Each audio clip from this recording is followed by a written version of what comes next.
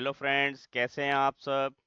या देवी सर्वभूतेषु विद्यारूपेण संस्थिता नमस्तस्यै नमस्तस्यै नमस्तस्यै नमो नमः। दोस्तों, आपका हमारे चैनल पर स्वागत है। क्लास 10th सब्जेक्ट हिंदी, मार्च 2023-24 ये मॉडल टेस्ट पेपर दोस्तों द्वारा जारी किया गया है और इसका आज हम सेट ए पढ़ेंगे। दिशा निर्देश आप यहाँ पर ये लिखे हैं, आप इनको स्वयं पढ़िए और इनका अनुपालन कीजिए। ठीक है, हम यहाँ पर खंड प्रारंभ करते हैं। खंड का निम्नलिखित प्रश्नों के यथा निर्दिष्ट उत्तर दीजिए। कर्मधारय समास किसे कहते हैं, उदाहरण सहित स्पष्ट करें। तो कर्मधारय समास क्या होता है? जिस समास में दोनों पदों के मध्य इस समास में दोनों पदों के मध्य विशेषण विशेष्य या उपमान और उपमेय का संबंध होता है उसे कर्मधारय समास कहते हैं। जैसे नील गगन, नीला हो जिसका गगन, नील गगन। जिस समास में दोनों पदों के मध्य विशेषण विशेष्य या उपमान उपमेय का संबंध होता है उसे कर्मधारय समास कहते हैं। जैसे नील गगन, नीला है जो गगन, नील गाय, नीली है जो गाय, नील कमल लिख सकते हैं, नीला है जो कमल। ठीक है ना, ये सब क्या है? कर्मधारय समास है। इसमें इस समास में उत्तर पर प्रधान होता है। ठीक है ना, कौन सा? उत्तर पद प्रधान होता है, किंतु पूर्व पद और उत्तर पद में उपमान और उपमेय का, विशेषण का और विशेष्य का संबंध होता है। ऐसे समास को हम कर्मधारय समास कहते हैं। ठीक हो गया। अगला प्रश्न देखिए, मतानुसार और भारतेंदु संधि विच्छेद कीजिए। मतानुसार मतलब मत जमा अनुसार। मतानुसार क्या हो गया? मत जमा अनुसार। और भारतेंदु क्या हो गया? भारत जमा इंदु। भारत जमा इंदु क्या हो गया? भारतेंदु। अति और उप उपसर्गों से एक एक नया शब्द बनाओ। सर्ग क्या होते हैं? तो ये आगे लगते हैं। ठीक है ना, अति, अतिक्रमण, अतिक्रमण और अतिशय लिख सकते हैं। अतिशय, अत्याचार, बहुत सारे हो सकते हैं। अतिरिक्त, अतिवृष्टि, अत्यावश्यक, अतिकाल, बहुत सारे होते हैं। इसलिए आपने एक ही बताना है। उप से क्या बन सकता है? उपकार, उपदेश। ठीक है, कार, देश। ठीक है, अगले में है गृह और घोड़ा। दो दो पर्यायवाची शब्द बनाइए। गृह माने घर। ठीक है ना, गृह माने क्या हो गया? घर, आवास। ठीक होगा। और क्या लिख सकते हो? निकेतन। बहुत सारे हो सकते हैं। घोड़े का, अश्व, घोटक, बहुत सारे शब्द हैं इसमें, आप इनको लिख सकते हैं। अगला देखिए, मुहावरे। अंधे की लाठी। अंधे की लाठी मतलब एकमात्र सहारा। यानी कि जैसे आप श्रवण को बोल सकते हो, श्रवण अपने माता पिता के लिए अंधे की लाठी के समान था। कि अकेला बेटा था ना। ठीक है, आंखें खुलना यानी कि होश आ जाना, समझ आ जाना। कोई मतलब नुकसान होने के बाद जब समझ आ जाती है उसे क्या बोलते हैं? अब खुली इसकी आंखें। ठीक है ना, जैसे आप क्या लिख सकते हो? राम के दिसंबर परीक्षा में कम आने पर कम उसकी अंक। आंखें खुल गई। हो गया। अगला क्या है? उपमा अलंकार की परिभाषा स उदाहरण लिखिए। उपमा अलंकार क्या होता है? जहां पर रूप, गुण आदि की समानता के आधार पर किसी साधारण व्यक्ति की या किसी वस्तु की तुलना किसी वस्तु से दूसरे प्रसिद्ध वस्तु से की जाए, वहां उपमा अलंकार होता है। मतलब उदाहरण, या वो देखो कितनी सुंदर है, फूल के समान लगती है, इसमें क्या आएगा? उपमा अलंकार। देखिए, जहां गुण आदि की समानता के आधार पर किसी साधारण व्यक्ति, वस्तु, प्राणी की तुलना किसी प्रसिद्ध वस्तु, प्राणी से की जाए, वहां उपमा अलंकार होता है। जैसे पीपर पात सरिस मन डोरा। और क्या लिख सकते हैं हम? हरिपद कोमल कमल से, ये भी लिख सकते हैं आप। हरिपद कोमल कमल से। हरि मैंने भगवान, हरि मैंने भगवान, पद मैंने पैर। हरि के पैर कैसे कोमल? कितने कोमल? जैसे फूल हो, कमल का फूल हो। ठीक है ना। हरि के पैरों की तुलना किससे करी है? कमल के फूल से करी है। तो ऐसे अलंकार को हम क्या बोलते हैं? उपमा अलंकार। दोहा छंद की परिभाषा उदाहरण सहित लिखिए। एक अर्थ सम मात्रिक छंद है। इसके पहले और तीसरे चरण में 13-13 मात्राएं होती हैं, दूसरे और चौथे चरणों में 11-11 मात्राएं होती हैं। आपने कैसे याद रखना? जो विषम चरण होते हैं उनमें 13-13 मात्राएं, पहला और तीसरा, और जो सम चरण होते हैं उसमें 11-11 मात्राएं होती हैं। जैसे तुलसी या संसार में मिलियो सब सुधाए, ना जाने किस रूप में नारायण मिल जाए। ठीक है, तो आपने क्या ध्यान रखना? जो इसके पहले और तीसरा चरण है, 1, 2, 3, 4, पहले और तीसरे चरण में जो है 13-13 मात्राएं होंगी इसमें, और इसमें 11-11 मात्राएं होंगी। ठीक है, और अगले में हमारे पास दूसरा प्रश्न है, एक विषय पर निबंध लिखिए, विज्ञान वरदान या अभिशाप, चंद्रयान 3 सफल परीक्षण, राष्ट्रभाषा हिंदी, बाल दिवस या पर्यावरण। ये आपने स्वयं करना है, बहुत इजी पोर्शन है ये। चंद्रयान पर भी आप लिख सकते हो कुछ ना कुछ। 30 माफी हेतु, तीसरा प्रश्न है ये 5 नंबर का, 30 माफी हेतु मुख्याध्यापक को प्रार्थना पत्र लिखिए, नव वर्ष की शुभकामनाओं के लिए मित्र को पत्र लिखिए। ये पत्र लिखने का काम आप स्वयं भी कर सकते हैं, पर फिर भी एक बार देखिए इसमें आपने क्या ध्यान रखना है। इसके 3 पोर्शन होंगे। जैसे ऊपर हम लिखते हैं सेवा में प्रधानाचार्य जी, जो स्कूल वगैरह का नाम लिखते हैं, ठीक है ना, शहर का नाम लिखते हैं, यहाँ विषय लिखते हैं, इस सब काम का 1 नंबर आपको मिलना है। और 3 नंबर आपने बीच में क्या लिखा है, और लास्ट में जो हम लिखेंगे आपका आज्ञाकारी शिष्य वगैरह, उसका भी 1 नंबर मिलना है। इसका मतलब आपने इसमें कुछ ना कुछ लिख के आना। बाई चांस आपको कोई शब्द इसमें गलती हो गई तो एक आधा नंबर इसमें बीच में कटेगा। 3 नंबर विषय वस्तु के हैं, जिन्होंने बिल्कुल ठीक लिखी है उसको 5 नंबर भी मिलेंगे इसमें। ठीक है, ये हमारा खंड क था। अब देखिए खंड खंड ख में हमारे पास जो क्षितिज बुक है काव्य कांड की, उस पर आधारित कुछ प्रश्न है।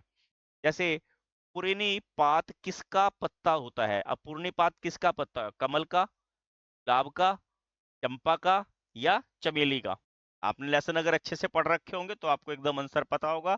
ये कमल के पत्ते को यहाँ पूर्णी पात कहा गया है। अगला देखिए, राम लक्ष्मण परशुराम संवाद काव्यांश रामचरितमानस के कौन से खंड से लिया गया है? बालकांड, अयोध्या कांड, सुंदरकांड, या उत्तरकांड? ये बालकांड से लिया हुआ है। ठीक है, जीवन उधेड़ना का क्या अर्थ है? जीवन उधेड़ना, सिलाई उधेड़ना, सिलना, जीवन के रहस्य जानना, या इनमें से कोई नहीं? और इसका सही आंसर है जीवन के रहस्यों को जानना, कि जिंदगी के क्या मूलभूत रहस्य हैं। देखिए, उत्साह एक आह्वान गीत है, यह किसे संबोधित करता है? बादल को, बिजली को, फागुन को, या सावन को? इसको संबोधित करता है ये? बादल को संबोधित करता है, बादल को। कवि की झोपड़ी में क्या खिल रहे थे? गुलाब, जलजात, चंपा, या जूही? जलजात, क्या ऑप्शन है यहाँ पर? जलजात। अगला देखिए, संगतकार का क्या काम है? संगतकार क्या होते हैं? जो गाने गाने वाला मेन सिंगर होता है, उसके पीछे जो बोलने वाले लोग होते हैं उसे संगतकार बोलते हैं। ठीक है ना, जो मुख्य गायक की आवाज में अपनी आवाज मिलाना, वो संगतकार होते हैं।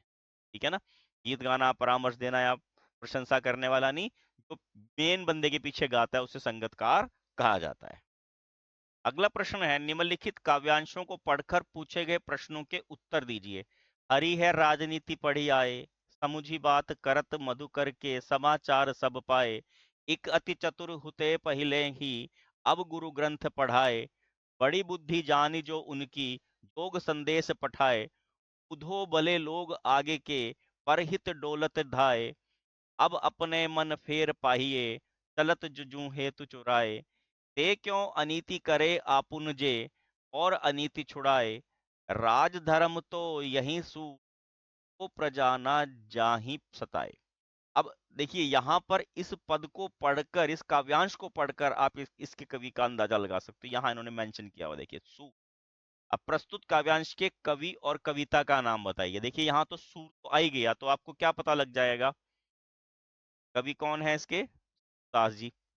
ठीक है, और कविता का नाम तो आपको याद ही होगा, सूरदास के पद, है ना, दास के पद। इस पद का प्रसंग स्पष्ट कीजिए। क्या प्रसंग है? इसमें क्या होता है? गोपियां क्या होती हैं? गोपियों को निर्गुण योग साधना का संदेश देने के लिए जो है उद्धव आए थे, है ना। उद्धव गोपियों को तो योग साधना का संदेश देने के लिए आए थे, लेकिन गोपियां अपने आप को ज्यादा चतुर समझती थी, उसे परास्त कर देती हैं, उसे हरा देती हैं वहां पे कृष्ण जी को। गोपियां क्या प्राप्त करना चाहती थी? गोपियां अपना मन वापस पाना चाहती थी। क्या कहते थे इसमें कि गोपियों का मन किसने चुरा लिया था? कृष्ण जी ने उनका मन चुरा लिया था। गोपियां चाहती थी कि उनका मन उन्हें वापस मिल जाए। ठीक है। अनुप्रास अलंकार का एक उदाहरण दीजिए। अब देखिए, अनुप्रास अलंकार में क्या है यहाँ? अब गुरु ग्रंथ पढ़ाए, अब ग्रंथ पढ़ाए, एक उदाहरण यहाँ इसका अनुप्रास अलंकार का दे सकते हैं। अगला है, सच्चा राजधर्म किसे कहा गया है? किसे माना जाता है सच्चा राजधर्म? जब एक राजा किसी भी परिस्थिति में अपनी प्रजा को परेशान या दुखी नहीं करता।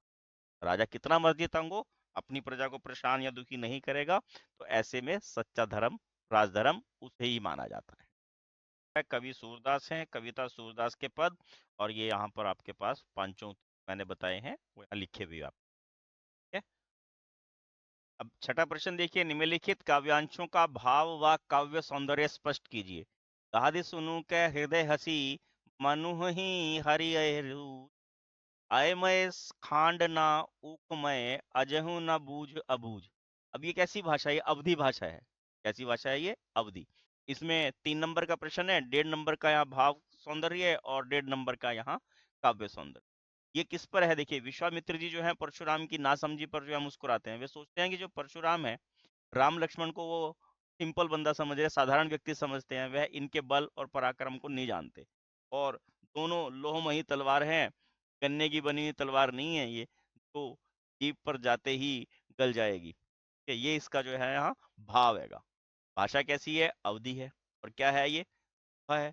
हाँ, देख सकते हैं भाव क्या है। विश्वामित्र परशुराम की नासमझी पर मन ही मन मुस्कुराते हैं।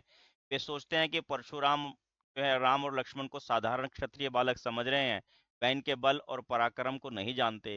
ये दोनों लोहमयी तलवार हैं, गन्ने की बिनी तलवार नहीं जो जीभ पर जाते ही गल जाए। भाषा कैसी है इसकी? अवधि है, छंद दोहा है, अलंकार श्लेष अलंकार है, और मुहावरा कहाँ है? हरा ही हरा सूझना जो है वो यहाँ पर मुहावरा दिया गया। ठीक है। अगला प्रश्न है, आत्मकथ्य कविता का मूल भाव स्पष्ट कीजिए। अब आत्मकथ्य कविता किसने लिखी थी? जयशंकर प्रसाद ने। किसने लिखी थी? जयशंकर प्रसाद ने। ठीक है। और उन्होंने क्या कहा था कि जिसने भी अपनी आत्मकथा लिखनी हो, वो अपनी अच्छाइयां बुराइयां दोनों लिखे उसमें। देखिए, यहाँ लिख भी दिया, आत्मकथा कविता जयशंकर प्रसाद द्वारा रचित कविता है। ठीक है। और इस कविता में उन्होंने यह संदेश दिया है कि आत्मकथा लिखने के लिए आत्मकथा लेखक को अपने जीवन की तमाम अच्छाइयों के साथ बुराइयां और कमियों को भी पूरी ईमानदारी से उजागर करना पड़ता है। अपने मित्रों आदि के बारे में भी सत्य लिखना होता है, अपने निजी तथा व्यक्तिगत क्षणों के बारे में भी लिखना होता है। अतः या तो व्यक्ति हिम्मत करके वह सब कुछ लिखे, अन्यथा झूठी महानता प्राप्त करने के लिए कल्पना का सहारा लेकर आत्मकथा लिखने का कोई महत्व नहीं है। ठीक है। अगले प्रश्न में देखिए, सूरदास के पदों के आधार पर गोपियों का योग साधना के प्रति क्या दृष्टिकोण था? गोपियां क्या कहती है कि योग साधना हमारे लिए थोड़ी है। योग साधना एक कड़वी ककड़ी के समान है, जिसे निगला ही नहीं जा सकता। ये कड़वी चीज है, बिल्कुल इसे घुटा नहीं जा सकता। ये एक ऐसी बीमारी है जिसके बारे में ना देखा है, ना कभी सुना है, ना कभी हुई है। ये वे योग की शिक्षा ऐसे व्यक्तियों को चाहती थी जिनका मन विचलित हो, तो अस्थिर हो, शिक्षा अपने लिए वो सही नहीं मानती। योग साधना एक कड़वी ककड़ी के समान है जिसे निगला नहीं जा सकता। वे इसे एक ऐसी बीमारी मानती हैं जिसके बारे में ना देखा है, ना सुना, ना भोगा। वे योग की शिक्षा ऐसे लोगों को देने की बात कहती हैं जिनका मन विचलित या अस्थिर है। अब ये हमारे पास खंड ग स्टार्ट हो गया। हालदार साहब हर 15वें दिन किस लिए कस्बे से गुजरते थे? घरेलू काम से, कंपनी के काम से, बाजार के काम से, या खेत के काम से? वो कंपनी के काम से जाते थे। किसके काम से जाते थे? कंपनी के। बाल बाल गोविंद भगत की प्रभातियां कब तक चलती थी? कार्तिक तक, आषाढ़ तक, अश्विन तक, फागुन तक। ये फागुन के महीने तक चलती थी। ठीक है। फागुन का महीना जो होली का महीना आता है ना।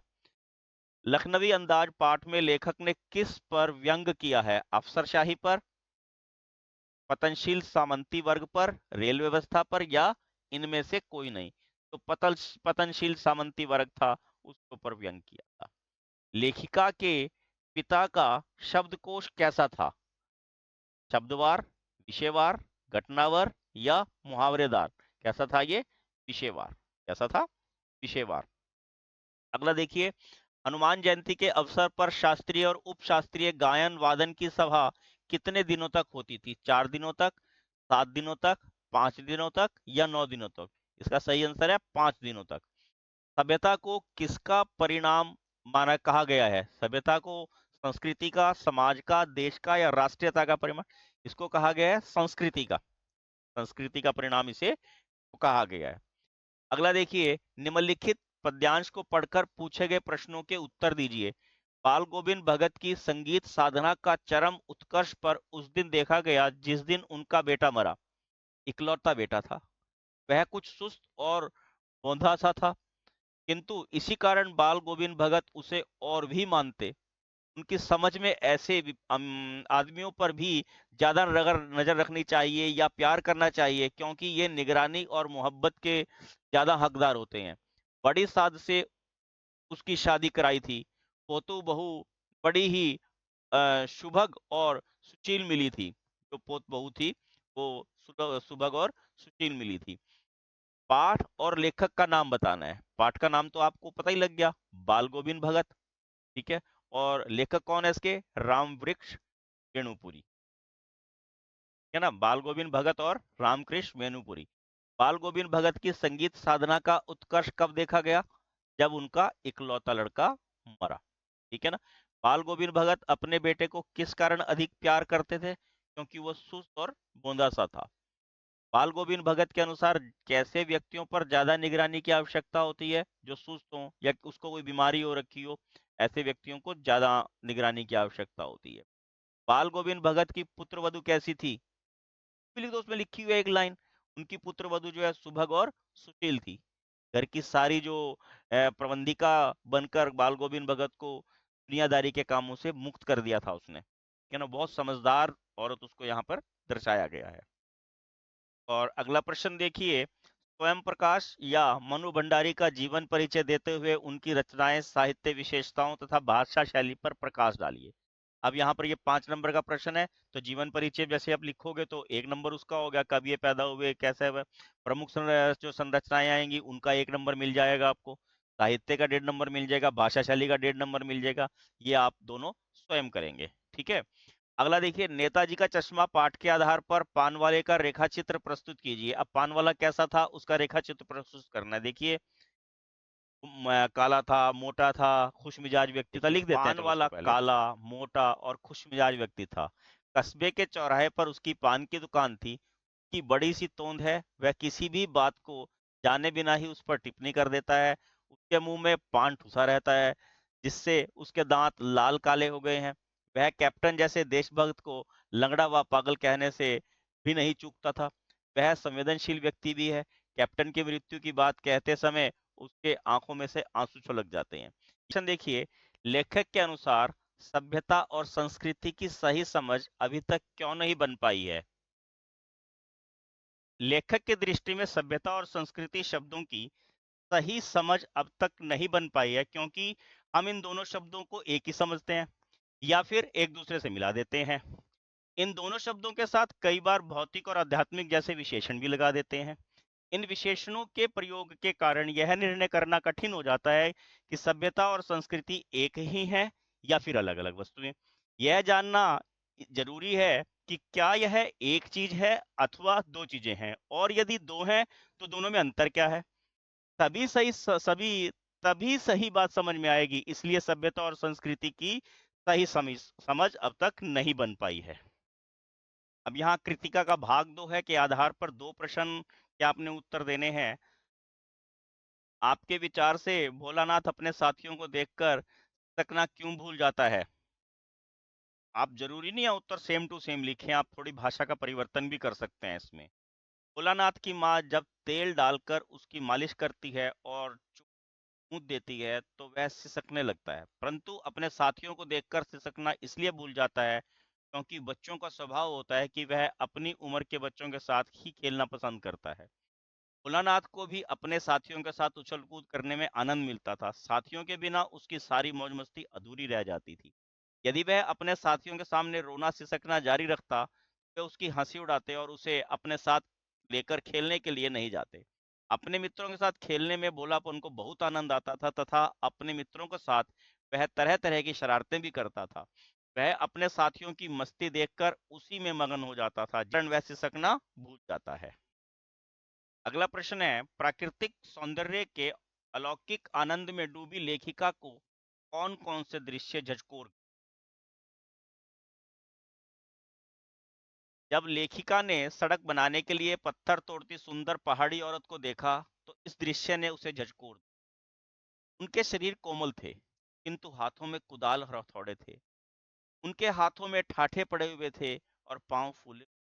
कई औरतों की पीठ पर बंधी टोकरी में उनके बच्चे थे। मातृत्व और श्रम साधना एक साथ चल रही थी। और इसमें तीसरे प्रश्न का ही बता देते हैं, वैसे आंसर दो ही के देने हैं हमने। मैं क्यों लिखता हूँ, शीर्ष पाठ का उद्देश्य स्पष्ट करो। लिखता हूँ अज्ञे जी का है, एक प्रसिद्ध निबंध है। लेखक ने इस निबंध में बताया है कि लेखक भी भीतरी विवशता ही उसे लिखने के लिए मजबूर करती है और लिखकर ही लेखक उससे मुक्त हो पाता है। प्रत्यक्ष अनुभव जब अनुभूति का रूप धारण करता है तभी रचना पैदा होती है। अनुभव के बिना अनुभूति नहीं होती, परंतु यह आवश्यक नहीं है कि हर अनुभव अनुभूति बने। लेखक ने अपने द्वारा रचित हिरोशिमा कविता की रचना का उदाहरण देते हुए स्पष्ट किया है कि अनुभव जब भाव जगत और संवेदना का हिस्सा बनता है तभी वह कलात्मक अनुभूति में रूपांतरित होता है।